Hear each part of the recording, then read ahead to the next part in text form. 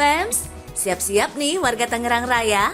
Sistem ganjil genap yang tadinya hanya ada di wilayah Jakarta, rencananya akan dimekarkan ke wilayah Tangerang Raya. Meski menuai pro kontra, Wali Kota Tangerang Selatan Benyamin Daphni malah menyambut baik rencana ini. Nggak hanya kendaraan roda 4 aja ya, kendaraan roda 2 juga akan diatur demikian, Fams. Katanya sih ini dimaksudkan untuk mengurangi polusi udara yang menjangkit wilayah Jabodetabek akhir-akhir ini. Jadi penerapan ganjil genapnya, prinsipnya saya setuju. Tapi seperti apa penerapannya, hari apa, jam berapa, dan sebagainya, ruas mana, ini yang saya masih menunggu. Mudah-mudahan dalam 1-2 hari ini bisa secepatnya ada instruksi lebih lanjut. Berbagai upaya memang tengah dilakukan pemerintah untuk mengurangi keadaan udara buruk. Misalnya aja, kebijakan bekerja di rumah alias WFH 50% bagi para pegawai negeri sipil. Seperti diketahui, wilayah Tangerang Raya juga termasuk dalam 5 kota besar dengan polusi terburuk di Indonesia. Walaupun mekanisme aturan sistem ganjil genap dan di mana saja ruas jalannya masih dalam kajian pemerintah Provinsi Banten, tapi tetap aja ya Fams, sebagian warga udah mulai cemas. Soalnya ini akan berdampak pada keseharian mereka bekerja dan beraktivitas sehari-hari. Jangan sampai upaya untuk mengatasi masalah udara buruk malah berdampak buruk pada hal lain seperti pergerakan lalu lintas warga. Iya kan, Fams? Meski masih digodok, tapi pemerintah setempat sudah menentukan 4 ruas jalan yang bakal diterapkan aturan ganjil genap, yakni Jalan Daan Mogot, HOS Cokro Aminoto, Raden Saleh, serta pintu masuk tol Tangerang arah Jakarta. Agak tahu bulat alias dadakan sih. Tapi kebijakan ini dimaksudkan untuk menekan tingkat polusi udara yang makin menjadi. Mau nggak mau, pemilik mobil pribadi yang biasa PP Tangerang Jakarta harus cari opsi lain nih, supaya bisa tiba di kantor dengan selamat, no drama, anti telat, dan anti tilang-tilang klap.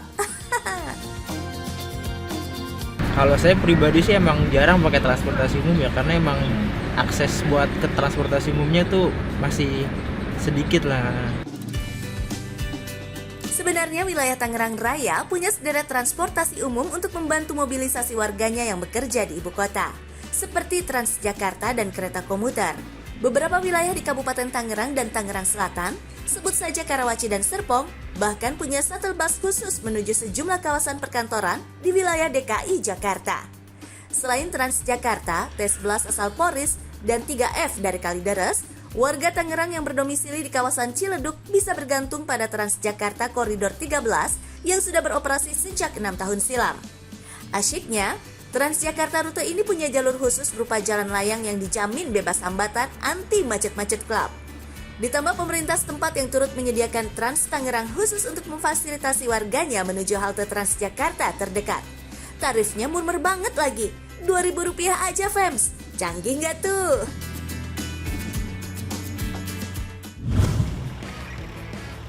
Fams, terhitung dari tanggal 5 sampai 7 September ini, pemerintah mengeluarkan beragam kebijakan untuk mengurangi kemacetan dan polusi. Mulai dari WFH sampai rekayasa kebijakan ganjil genap alias GAGE diterapkan, termasuk di Tangerang Raya. Selain rekayasa, wacana penetapan GAGE seputar Tangerang memang akan berlakukan ke depannya. Yang harus berangkat kerja dari Tangerang ke Jakarta setiap hari, kira-kira gimana ya?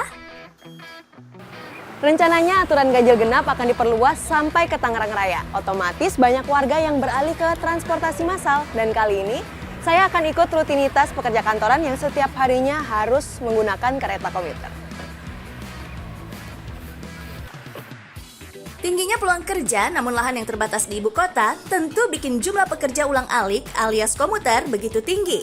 Termasuk pekerja komuter dari Tangerang yang mencapai 1,6 juta orang. Dengan diterapkannya kebijakan GAGE di Tangerang Raya, para pengguna kendaraan pribadi harus beralih ke transportasi lain, seperti KRL. Fasilitas yang disediakan pemerintah ini memiliki daya angkut sekitar 1,2 juta orang per hari.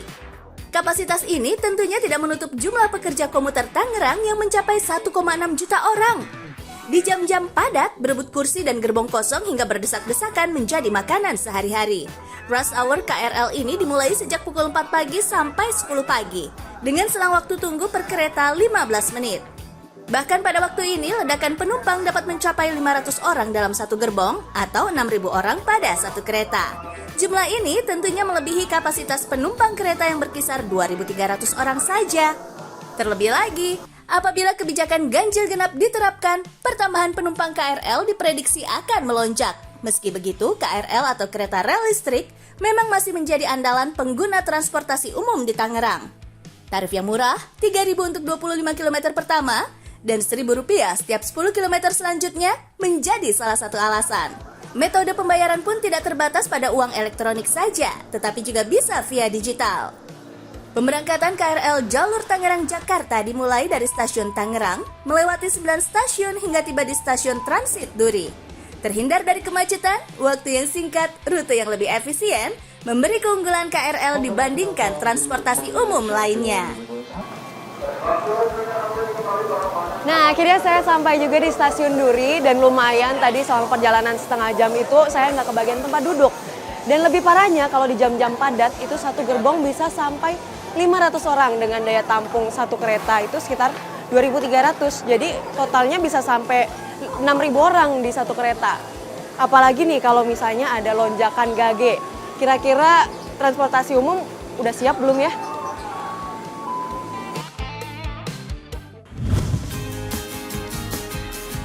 Mau naik transportasi umum tapi bawa kendaraan bermotor sendiri ke halte atau stasiun?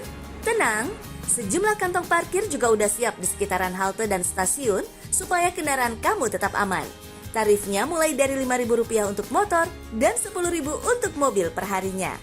Jadi, kalau naik Transjakarta, pengeluaran yang dihabiskan ada di kisaran Rp11.000 hingga Rp20.000-an perharinya.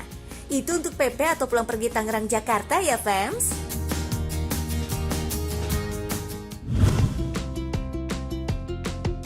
Kebijakan ganjil genap yang diwacanakan dilakukan di wilayah Tangerang Raya emang menyasar seluruh jalur utama penghubung Tangerang Jakarta, fams.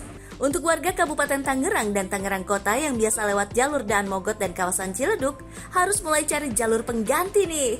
Tapi karena namanya jalur alternatif, biasanya agak menyempil dan gak seluas jalur utama, fams.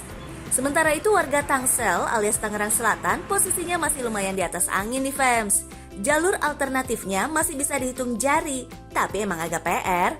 Kondisi jalan yang lebarnya terbatas nggak mampu menampung volume kendaraan yang melintas, terutama di jam-jam padat penumpang.